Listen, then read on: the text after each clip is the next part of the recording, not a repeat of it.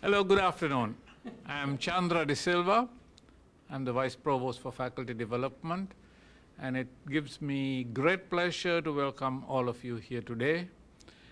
It's a great thing to have the Provost Conversations on Teaching, sponsored by the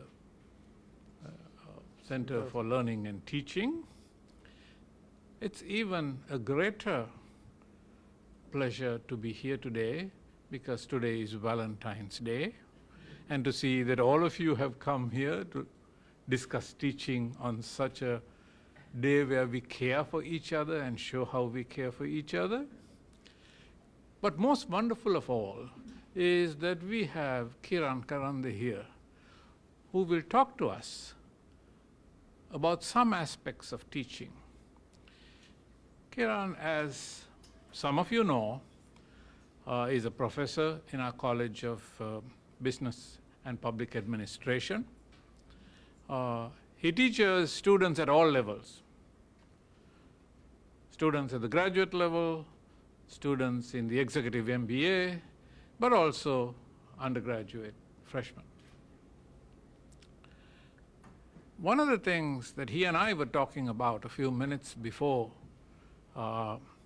was the fact that teaching is very effective in some areas if it's linked to practice, because students learn better when they see the application of what they learn in the world outside. So I'm not going to talk too much about this because that's what he's going to talk about, and I will simply ask you to welcome him. And he's going to talk about enhancing application skills, tools for improving student learning. Yes, Kiran. Thank you, Chandra. Thank you, Chandra. And happy Valentine's Day again. I'll try to keep it short and, get out. No, just kidding. Let me tell you briefly about myself, and I think I should tell you this because you will then have perspective in terms of why I do some of the things that I do.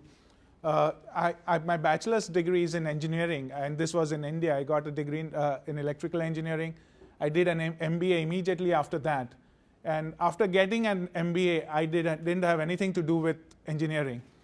I moved into, I joined a consumer product company, which was an associate of RJR Nabisco. I was put in charge of a state of about 30 million people selling biscuits and cookies. Okay? And after that, I got a great marketing opportunity with a very cash-rich Indian company, they were starting a brand new foods division. So they hired me as a brand manager. And for those of you who know a little bit of marketing, to my mind, the best job in marketing is that of a brand manager. A brand manager is somebody who manages a brand, everything about a brand. The brand is their baby. So you make all the decisions about the brand. I worked as a brand manager for several years. I have handled very interesting product categories like potato chips. Okay? Sounds very trivial. Some of the things you will learn along the way. It's a very tricky thing to market. Okay? Bar soaps, vegetable oils. These are some product categories that I have handled. Most of my experience has been in consumer products, but that's the thing that I get to the classroom. And in terms of even my preparation for the classroom, that's the perspective that I get because I've used it in the past, information and how to do things. Okay, so that's my background. I came here for a PhD in marketing at the University of Houston, and I've been here since 1996. So let's go ahead and start talking about this presentation. This presentation is basically going to have two parts. The first part is, to my mind, a little drier. In the sense that I'm going to tell you what are these application skills. Honestly, I just made it up. Okay, but then knowing what I was going to say. So I'm going to give you perspective on what these things mean. And the second part is going to be about what I actually do in the class in terms of making it more applied. I can tell you this, that hopefully something will be interesting for you, but I'll tell you this, that it won't be boring. Okay, so let's go ahead and talk about what do these application skills mean. Okay, if you look at, and this particular talk is basically from the point of view of MBA students. And this is what I do in the MBA class.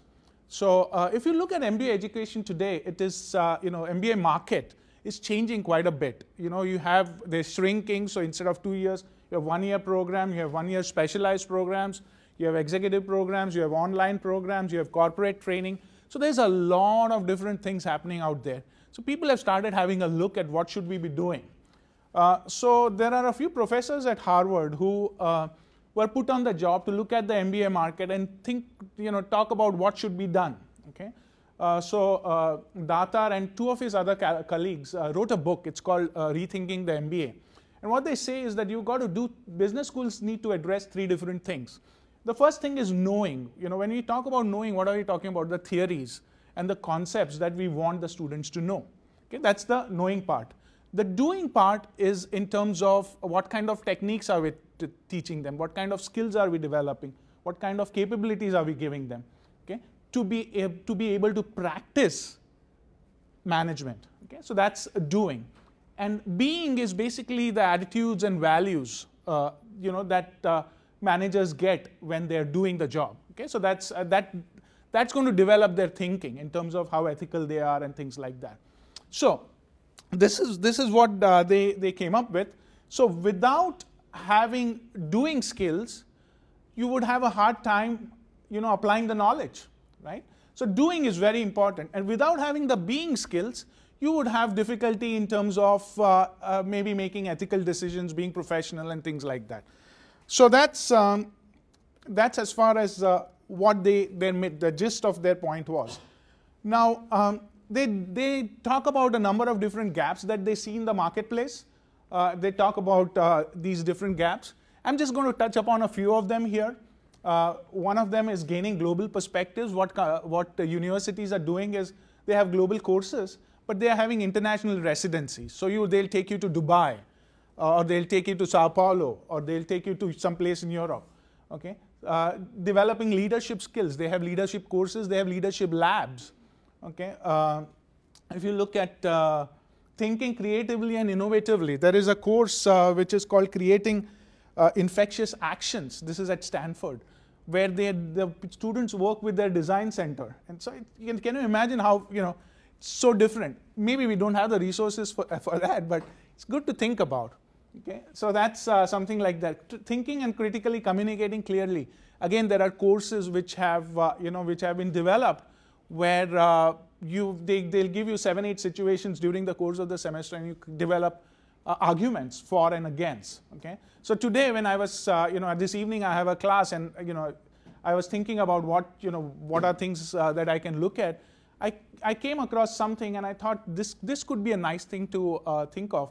For example, there's a trend today for advertisers to put their ads online before the actual air is put during the Super Bowl, or aired during the Super Bowl.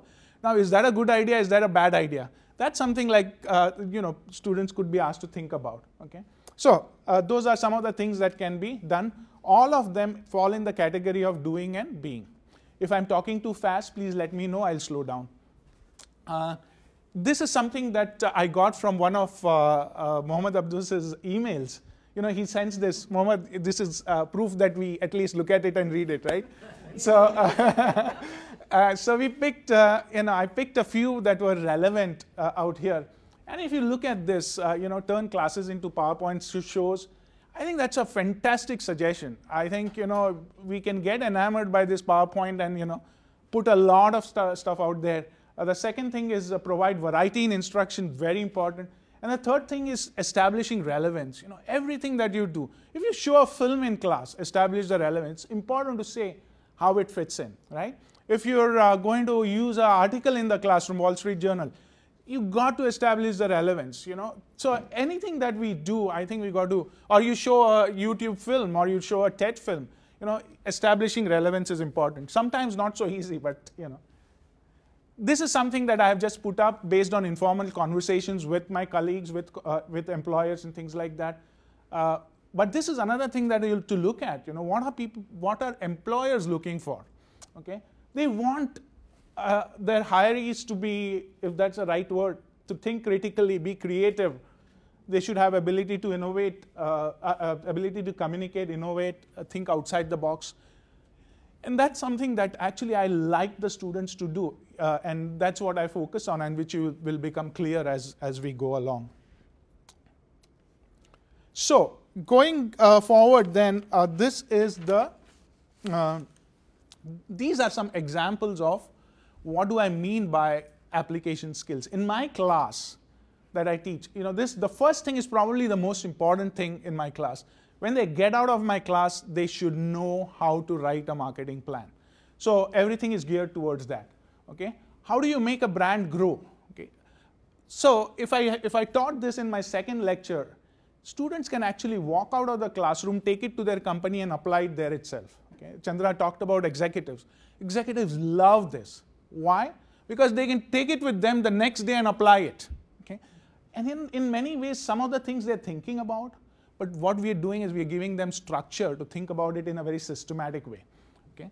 To build brand equity is huge. Our university is practicing this. We want to build equity. How does a service provider apply holistic marketing, segmenting markets, and I can go down. This is something that is very important for me. How to estimate information when it is not available. Okay? Let me say something out here, which I think I emphasize throughout the class. The first thing that I emphasize is that when you make decisions, you have to use information. You cannot just make decisions from your hat, right? You've got to use information. So second thing is, more often than not, information is not available, right? And the third thing is, if that is the case, what do you have to do? You should have the ability to estimate. Okay?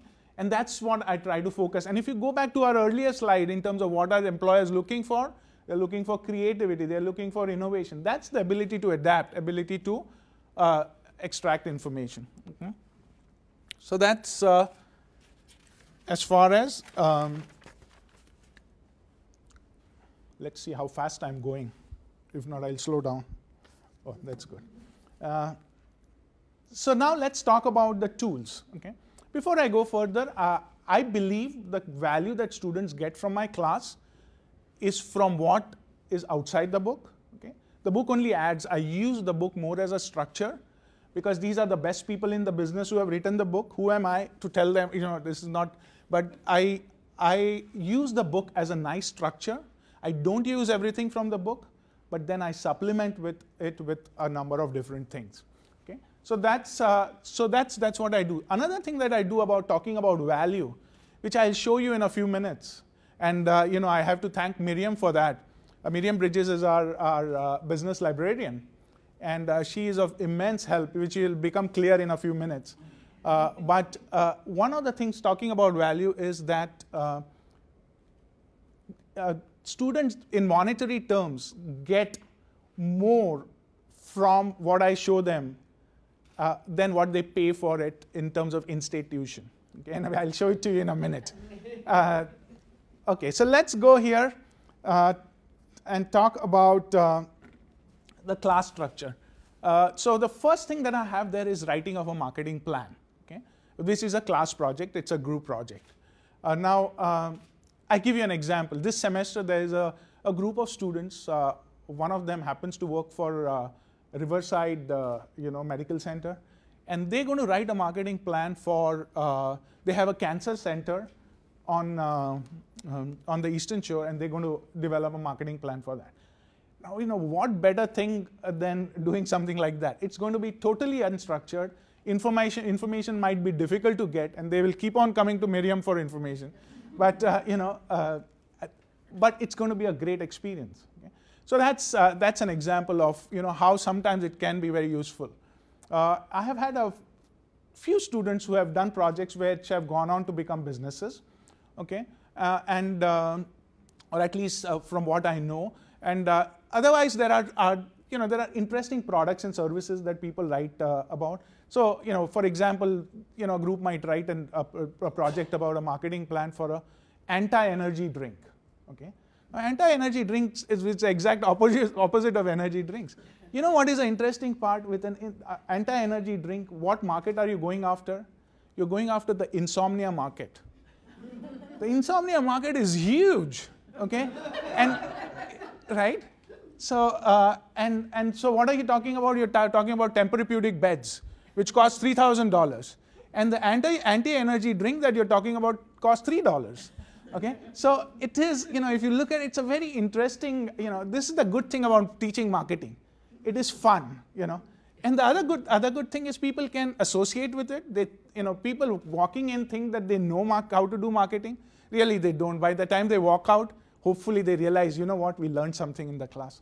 So that's the marketing plan. So it's a systematic process, and the first step is gathering of information. Where they have to gather information about environmental trends, about consumer behavior, about the market itself, about competitors. And without having that information, you cannot make your strategy. So that's something that they realize. Okay? Now, then I use articles from the business press, like the Wall Street Journal, Business Week, Fortune, and things like that. Then I use selected cases and films.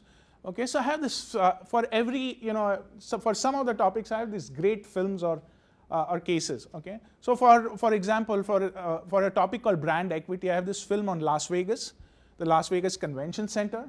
Their slogan about what happens here stays here, and this is like a 15-minute film on that, and it just does the job of telling the students, you know what, in theory, this is what I'm talking about. This is how you do it. Okay. So that's one thing. Then I have a film on Marriott. Okay, Marriott for segmentation. Okay, Marriott has got a bunch of different hotels, Residence Inn, Courtyard, and the regular Marriott and all that. Each one of them is going after different segments. Many of the students have stayed in Marriott, so there is that connection. So it's much easier to talk about the segmentation, how you differentiate, and things like that. Okay, so that's selected cases, films. Talking about current examples, again, here the sky's the limit. You can talk about almost anything, right? The other day there was an article about how the Samsung is a big phone, right? Samsung Galaxy, is it? Yeah, it's a big phone. Okay. What is the norm in consumer electronics? Everything is becoming smaller, right? Nobody in their world, in their dreams, thought that a big phone would succeed, right? And you know how many phones were sold last year? 83 million phones or something like that. A huge number of big phones were sold. Okay? There is a category, in fact, now called phablets. Phone and tablets put together. Maybe you guys know about it. But that's a category that has come up. Okay? So they were talking, and then they talk about what are the implications of these. Okay? So there was a guy in the clothing business. He was at this trade show, and he saw a person take a phone, a Galaxy phone, and he was not able to put it in the pocket. So, and he had just placed an order for a large number of pans. He immediately tried to text them saying, hold on to the order, don't place it, don't produce it. But it was too late. But following that order, they realized that they could, they had to take care of this. You realize what are the implications of small little things like a size of a phone that can have for something totally unrelated, like clothes. Okay, so that's an example. Another example is your blackout. The blackout during the Super Bowl. Okay, and I don't have to read about it. I can hear about it on the radio. So they were talking about this, where within 4 minutes people started sending the commercial tweets. And who is that? Oreos. Oh, they were talking a lot about Oreos. You know what it was, Elizabeth? What it was they said, blackout, no problem, or something to this effect. You can still dunk your Oreos in the dark. Okay, something like that. And now, what the implication of that is funny in the class. It breaks the monotony. There is never any monotony anyway, but it breaks the monotony. And also, what happens is you've got to realize these are the skills which we are going to need in the future. We've got to be on our toes in terms of marketing. This never used to be an issue earlier because these tools were not available. Now you better be on your toes to be sharp enough to send these things. There's something interesting about Audi as well. I don't know the Audi as well. I don't know the specifics. But apparently, the Superdome was a Mercedes-Benz or Mercedes Superdome. So they were putting some nasty tweet related to that. So, so that's that's another example. And I can go on and on into it. You have let's see. So you have the next is resources, which I think is huge. Okay, we're going to talk about that in a little bit. This is a big part of how I do the applied part of it. And then finally, you have the methods. If you look at methods, I'm sure many of you do this. The only point I'm making here is I tend to emphasize the applied part of it. Okay, I make the students apply some of the things that we are discussing. For example, let me show you. Here's a slide. Somewhere along the way, I picked this up from a Wall Street Journal article. Okay, it is. I have a lot of pressure at home for kids saying that we want a dog, and because everybody else in the neighborhood has a dog, we don't. But and whenever I'm driving, I look around, and when you drive in Ghent through 21st Street, you will see there is a doggy daycare or something like that. So so I put this to my students, and I say, if you want to start a doggy daycare in Norfolk, how can you make use of this? Okay. First of all, how can you start a doggy daycare not knowing how many dogs there are or how many families there are with dogs, right? That's the market. So you got to know that. So I give them this information, and from this we boil down to how many dogs there are, and is that accurate? Is there error in that? Sure, there is error, but it is better to have information. This is my opinion. There are people who will disagree with this for sure. It is better to have information knowing that there is error rather than not have any information. Okay? So from here we bring it down to how many dogs there are, and you will be surprised that there are a lot of dogs. Okay, and you incorporate the income of the people, all kinds of things. Okay. All right, that takes us to the next thing, and here I'm going to talk about the resources that I use. I want to make sure that I leave some time for question and answer. Okay, we have. So here is Miriam Bridges, and she made this for my class, and we have worked together to develop this, and I tell my students every time she presents something in the class, I learn from it. Okay, so there is, and again, you will be surprised. I have no hesitation in saying we have a great library. We just need to make use of it. And whatever we don't have it, they can get it very quickly for us. And you'll see it out here. Okay, there is a wealth of information available. And this is only marketing. Okay, this is only marketing related. And I really don't want to go and show you all the stuff, but I'm just going to show you a couple of things, okay? And just glance at this to see what is, what I'm talking about.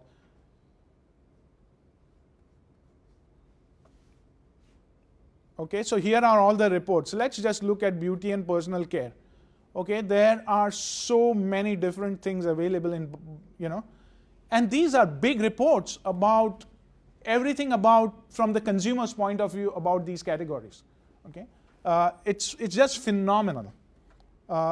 And I remember when we were buying this, we were also considering another database, and I'll talk about it if time permits towards the end. So this is, you can pick up this database and get to learn so much. This is from the market side, which is market is a set of buyers. So this is all buyer stuff. You can go to here. This IBIS World is just amazing, fantastic information from the industry point of view. That's something different. So that's and as I said, I emphasize right on the first day. I tell them, start reading the Wall Street Journal, and I tell them, I promise within a couple of weeks you will feel richer, And ironically, there is one student in the class who actually emailed me after 1 week and said, Dr. Karande, I already feel rich now. So, Right, let's see. I wanted to show you how to get to, and actually, you know, this is for all of us who are here. This is a good place to go to, and you will be, you know, I would really encourage you to read the Wall Street Journal. It's not just a business journal. It can be, Miriam, where is Wall Street? I just did it before coming here. Is it here? Well, I saw Factiva. Yeah, I think it's under articles finding part. Here it is. Because I just used it, so. Okay. So here is the Factiva. Now I was telling you, you recover more than what you pay for it, pay for for this class. Here it is. Okay. This is the Wall Street Journal, New York Times, Washington Post, St. Louis and whatnot, Barron's, Forbes, and there are more which it's not here. Okay. I'll give you a situation quickly and then we move on. Let's say my boss is sending me to Thailand tomorrow. Okay. And I want to know what's going on in there. All I do is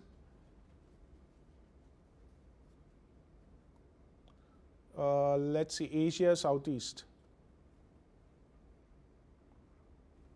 And here you have the Asian Wall Street Journal and all kinds of, and these are all kinds of newspapers from, you know.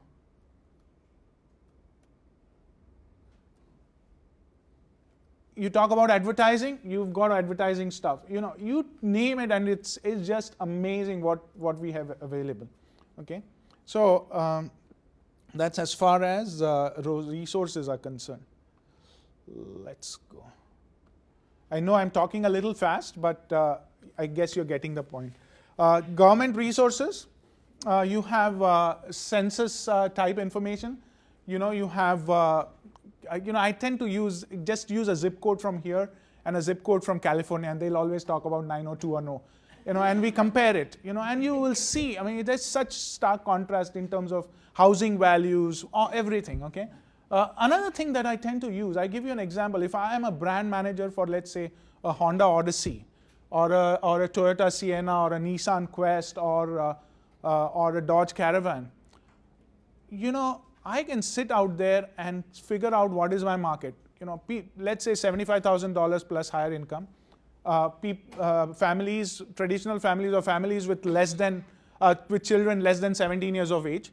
I can get that information. I can get precise numbers for each state. By each state, I can get it by county or whatever if I want. So I have that. I can buy data on how many Odysseys are in each state, by age of the Odyssey, by age of the Caravan. In my office, sitting in half a day, I could get this information. And before, if let's say I was hired as a brand manager for Honda Odyssey, I would have this information in my hand within half a day, potentially. Okay, so that's the kind of power that we have with information today. And you know, if we have to pass it on to the students, that's the census type information. And underneath that is a Bureau of Labor Statistics. That one of the things out there is consumer expenditure. How much are people spending on different things like entertainment? Okay. And there are a bunch of different categories that you have there. Then you have private resources. This is fun and interesting. So this is something called psychographics or lifestyle. Okay, you can key in a zip code, and this is for free. If you have to pay for it, you have to pay a lot of money. It gives you information about what kind of people live in that zip code. Okay, and then what you do is, how do you use this is the issue. Okay, you can then use it. I don't do it in class, but you can use it along with GIS, identify what are the places where such people are concentrated and target those areas. You know, so that's something that you could do. Then let's go to the next thing, since this is not working. This is interesting. Okay, national sporting trade associations. You know, when Miriam talks about this as well, trade associations give you many a times fantastic information. Let's go to research. You know, if you have the time, just look at this. It is just amazing information here. You know, and this is for free. If I have to buy something, it's still not very expensive if I were a company. I want to show you this 2011 sports participation. I'm going to ask you this. Can you guess how many people in the country do yoga? Is that a relevant statistic for somebody? Not for you and me, but it is relevant for some companies, right?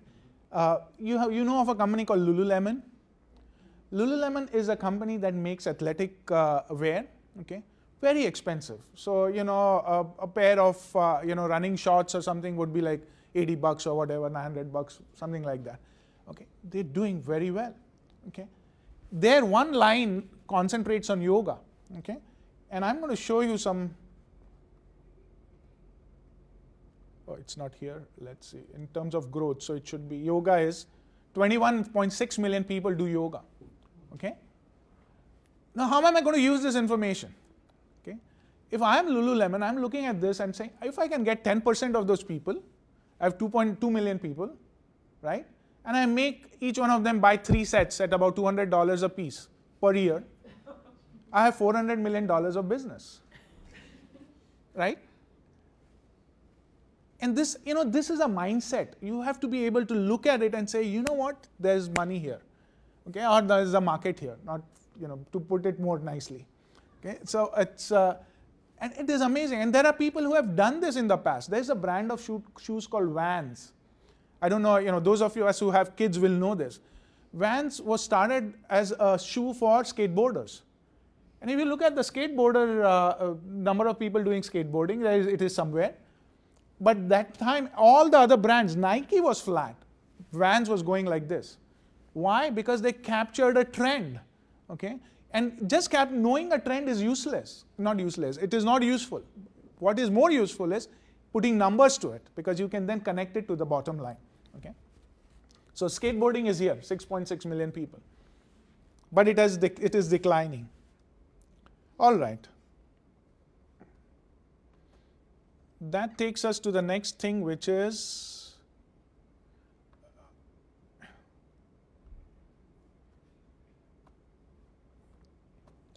this is a great website. It's called Brand Channel. Okay, great marketing stories. I don't know whether these, some of the things what they write out there is, the chances are it is accurate, but I really don't care in some ways, because what it does is it exposes students and me to the different brands and what's happening with them. Okay, so it's the currency of the issue that this is very neat, and this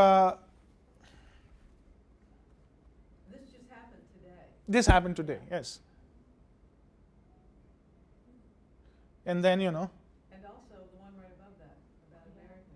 Yes. Yeah. So it's very current. Okay, and the other thing is, here, this is not the only thing. When nothing much is happening, you can go here and look at brand profile. This is a nice story. I know all of us know about BP. This story was about BP unless it is changed. Here it is. You can go and look at this. They have a whole story about this, what BP has done to come back. And then the beauty is they have all kinds of archives. Okay. Who would have thought For Dummies is a brand, right? When you look at that, and so you start seeing things that you might not have thought about. Okay, and it just helps. Do I look at this every day? No, but there are many times when I look at it, and how do I use this? You actually have to spend effort in thinking about how am I going to use this information, and I think that's where the challenge is more than anything.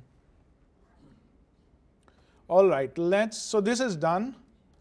Let's go to the next thing, and this is personal experience. I use this a lot, okay, because honestly, I have had maybe 4 years of experience, but it is worth a lot more than 4 years. I've done everything under the sun in marketing. You ask me a question, and I can go back to my experience and answer it. Okay, so I'll give you a few examples, and I don't know whether I'll have time for everything. But let's look at qualitative questions. Okay, this is probably relevant for all of us. You know that qualitative questions are powerful. But the problem with qualitative questions also is that they can be interpreted differently by different people. To summarize those responses, sometimes there's a problem, and so on. So I always give them one example, and that is when I was doing my MBA, I did a summer internship at a computer company, and this was in India. And they wanted me to find out the image of different computer marketers in the minds of the people who are buying those computers. And at that time, the market they were looking at was the company, the organizational markets. So I had to go and talk to people in business, like MIS managers or whatever. And so I'm like a good marketing research student. I made a nice questionnaire after opening books and things. And I did a good job, but I wasn't happy. So I talked to my boss and I told him, look, I made this questionnaire and I'll be honest, I'm not happy with it. It looks good. He said, everything looks good. All you do is ask them a question. If this company were a man, how would you describe him? Okay? And I thought it was, I was skeptical how it would go. But you got to remember, I was talking to very articulate people. Okay? These guys were smart people. Most of them were MBAs. They were, so they were managerial position. Good, they're articulate. So, and I always give one example. So there's this guy who, leaned back and said, if this company were a man and the man were drowning, I wouldn't throw the man a rope. Okay? Now, if you ask 100 structured questions, that one response is, the response from there is more than those 100 questions, right? And if you start consistently getting such things about a particular brand, you know what's happening in the marketplace. Okay, that's using qualitative risk questions. Using ambiguous words, let me go to the first one, which is estimating when information is not available. So I joined, I used to work for RJ Nabisco selling biscuits, cookies, and I joined this company. They want to market potato chips in Bombay. Bombay is a huge city, okay, for maybe 15 million people or whatever. And I have no clue about, this market, and I have to give the budgets within a month or two. And more importantly, because it was new, I have to tell them how much to produce, right? And how do you tell them how much to produce if you don't know what's going on? How much is the market? So the first thing is I have to find how much of potato chips are sold in the market. Now the irony of it at that time was that, unlike here, there was no branded potato chips. Ours was the first one to come out. Which means what? The chips were made in the cottage sector, in the backyards of houses. You won't believe it. There were operations which would make a ton and to ton and a half of potato chips in a day and sell it in their backyards. Okay? So what did I do? Immediately I picked up the phone, called up the largest marketing research company in India. The chief of that company happened to have taught me marketing research. So and told them, come on over, and told them, this is what I need. Find the size of the market. They went in, there were 15,000 outlets in the city. They put them into small, medium, large, sampled. How much does each sell? From there, generalized to the population, come up with a figure. In the middle of the night, I was one day at the factory, and in the middle of the night, I was in the factory, and I then realized that the potatoes that you use for chip making are different from potatoes that you use in cooking. So what do? Immediately, I told the procurement people for the next 2 weeks, figure out how many tons of potatoes, chip quality potatoes, are coming into the Bombay vegetable market. Okay, so the procurement people were on the job. We got a figure. Then you use how many pounds of potatoes you need for a pound of potato chips. Any guess?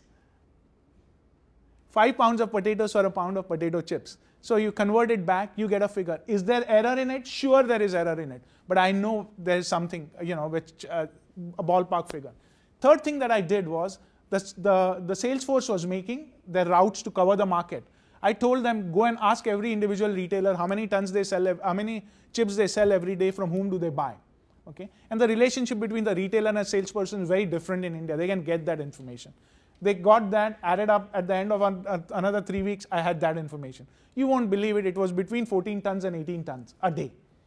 What do? I say, okay, I'm going to go with 15 tons a day. I'm going to get 10% of the market. So, I want to sell 1.5 tons every day. Initially, I will, fill up the pipeline, so produce so much. After that, every day produce 1.5 tons. Somewhere along the way, if I find that, there is a pile up, I can cut down on production later. Do you see what is going on?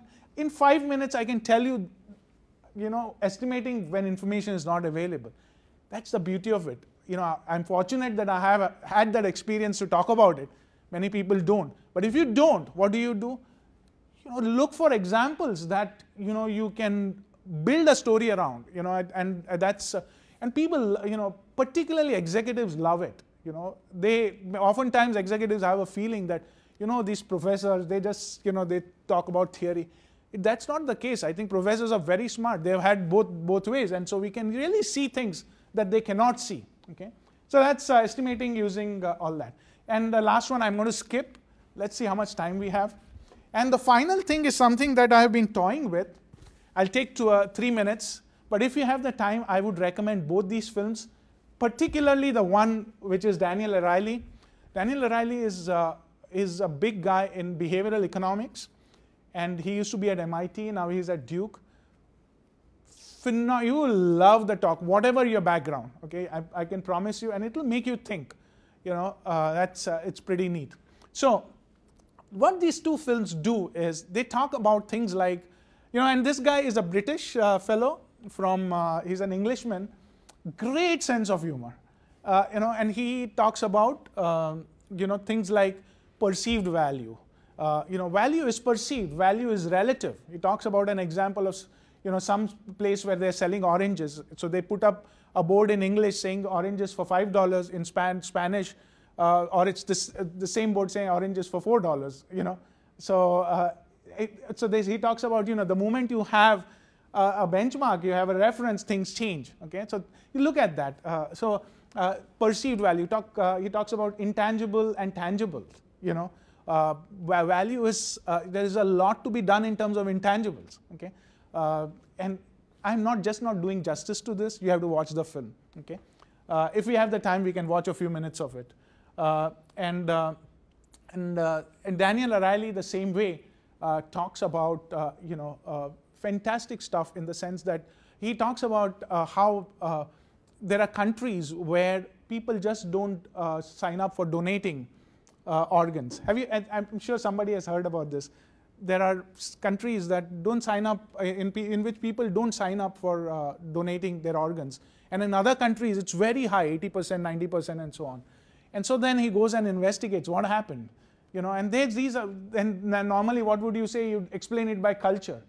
But then, you know, you see that, you know, people with the same culture are on either side. So what's happening? So then they say it depends on what is the default. In one case, they say, if you don't want to give, then sign up, then check. In the other case, they say, you want to give, then check.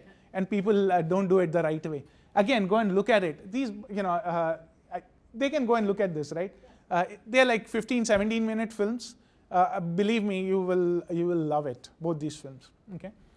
So I think I'm going to stop here because if you have questions, and if we don't have questions, we can go and watch some of those things. Any questions or comments? I will be honest with you, these TED films, I'm not sure, I'm still working with this, how to use them. And I'll be honest, again, I keep on trying different things. Some things work, some things don't. But these TED things, TED films, I will tell you this. My classes are from 7 to 10.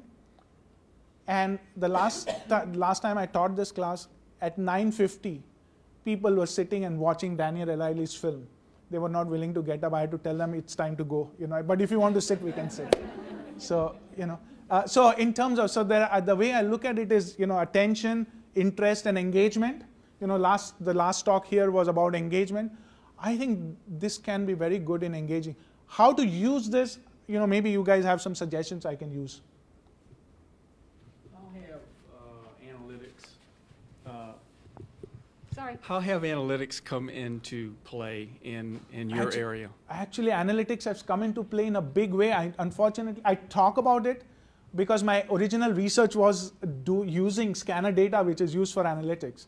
I also happen to have a student who, PhD student, who finished his PhD and who is working for an analytics company, and in India. You know, ironically, there are two big analytics companies in marketing: AC Nielsen and IRI.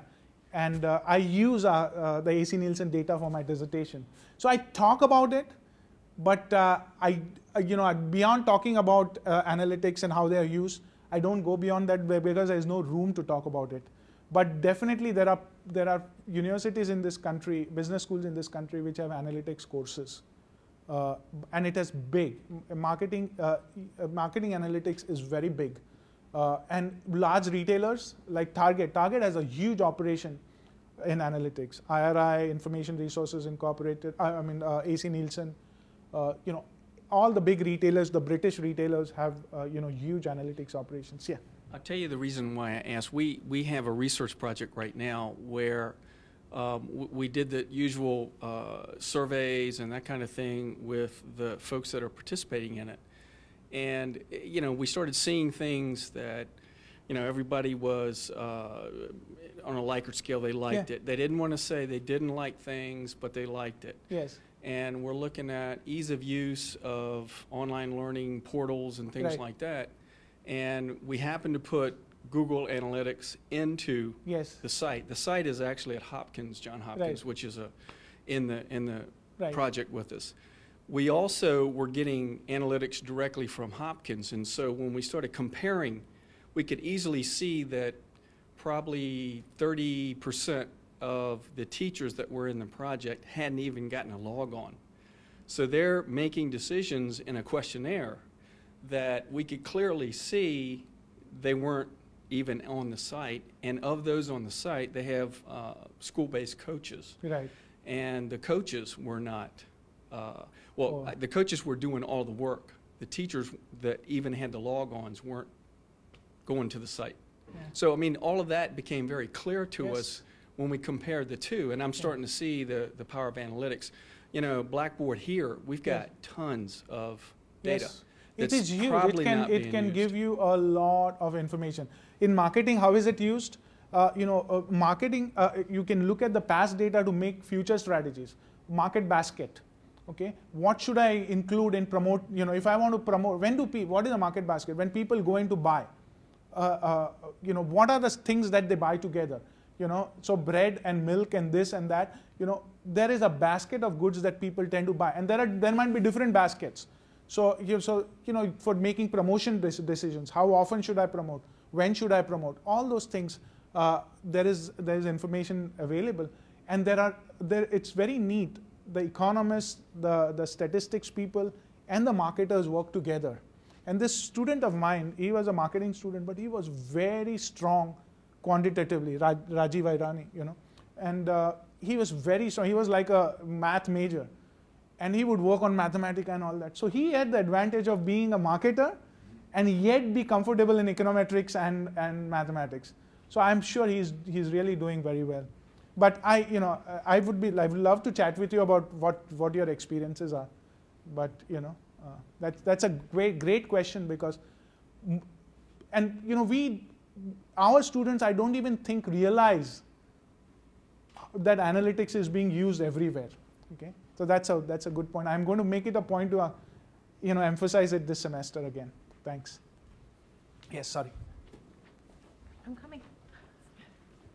What are some of the newest analytical tools that don't require me to fill out a survey every time I purchase something or go somewhere? Honestly, I don't know. What I do, it's all trial and error. Whatever resources I have uncovered have been totally, I look at an article and they say, according to so and so, I go to that website and see what is available. And I am also very skeptical about doing this. And many places I don't even fill out. But I'm so tired of that. But if you look at it from their point of view, it's not, they're giving you information they want. That's the way I'm looking at it. They want, I'm thinking about an example I was going to give you about, it's not coming to me. I just read about it today, but so from their point of view, I'm giving you something, and as the problem is, you and me don't have faith in that organization. We don't know who they are, and so we are not willing to put down our information. So that's the big problem. Maybe they should give it for a week and then say after that you better log on, otherwise become sign up, or whatever. Not a follow-on question, but just a general information question. Can you tell us a little bit about, is it Tata? Is that how it's pronounced? Yeah. How does Tata do what they do? Just a brief history of the.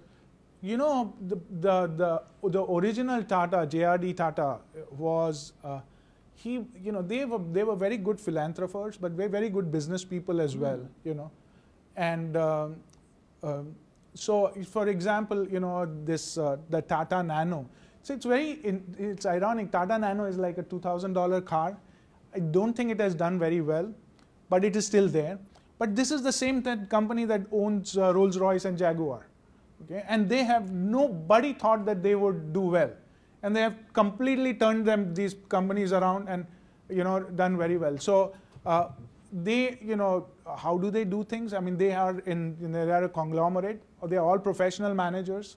When I was in business school, one of the top jobs used to be, it used to be called Tata Administrative Services, okay? And they would hire people, and they would put them as executive assistants to the chiefs of, their biggest companies, and that would be, a ticket to success for sure, So,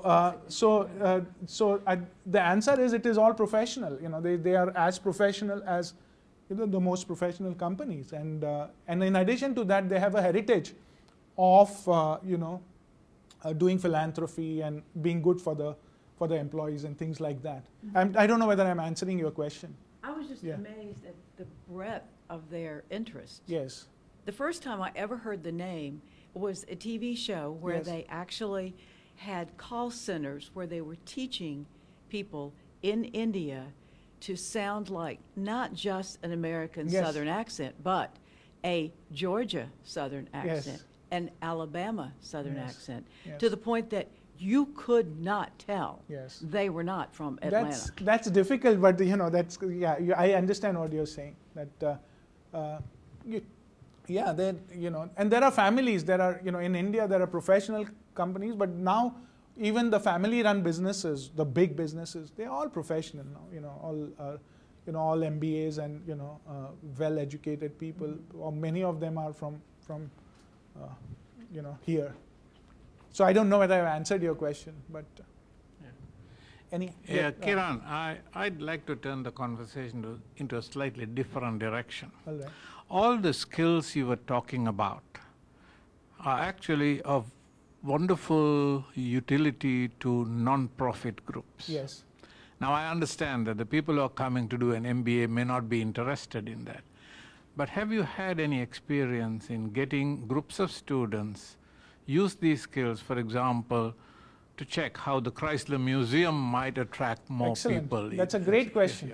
Only last semester, we were toying with this thing called corporate immersion or students on site. You must have heard about it. In the MBA program, what we did was we did 2 projects there. One of them was with the Virginia Stage Company, and some of you all might have answered the survey as well. I don't think anybody here participated in the focus group, but Virginia Stage Company wanted to increase their season ticket subscription. Okay. They wanted people to sign up for the season ticket subscription. Why is that the case? Because if you have money in advance, you can plan better. You can decide what kind of performers we are going to get and things like that. Okay. So we did, our students, we went there and they provided us with, we had meetings with them. They provided us with, all the information we wanted. They gave us that. We did focus groups of people using that information and did secondary research. Focus groups, using that information, we made questionnaires, got data, from the different groups, analyzed it and made recommendations. And then we made a presentation to their board. And this was in the, one of the top law offices. What a beautiful view, there are 40 people out there, and so the students got excellent exposure. And one of the things that we suggested was, stop calling it subscription. It sounds like magazine subscription. And they immediately took it, and somebody I met told me that we've stopped calling it subscription, we're calling something.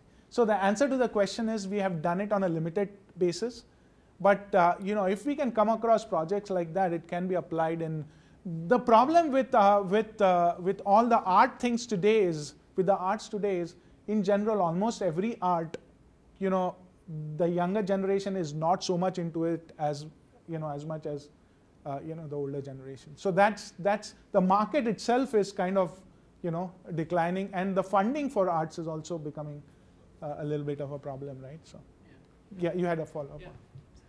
No, I just wanted to let you know that in the provost's office we sometimes use groups of students to do research projects. For example, in the College of Education, they have a group of students who do projects for us on international education. And I was thinking maybe your students might be of use to check how we can fill the TED when we have a women's basketball game. Sure. Right.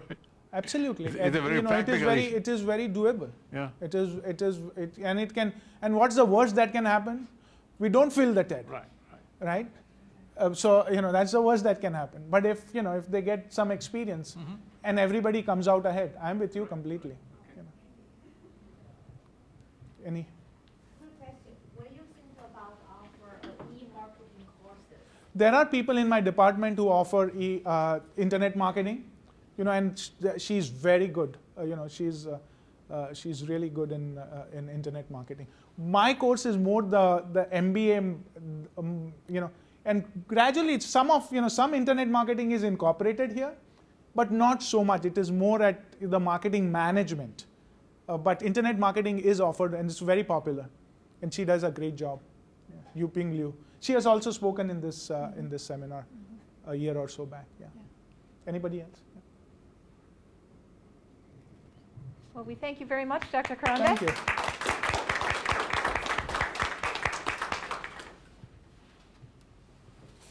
Go and watch those TED films. You'll love them. Yeah. I mean, I watched a number of them.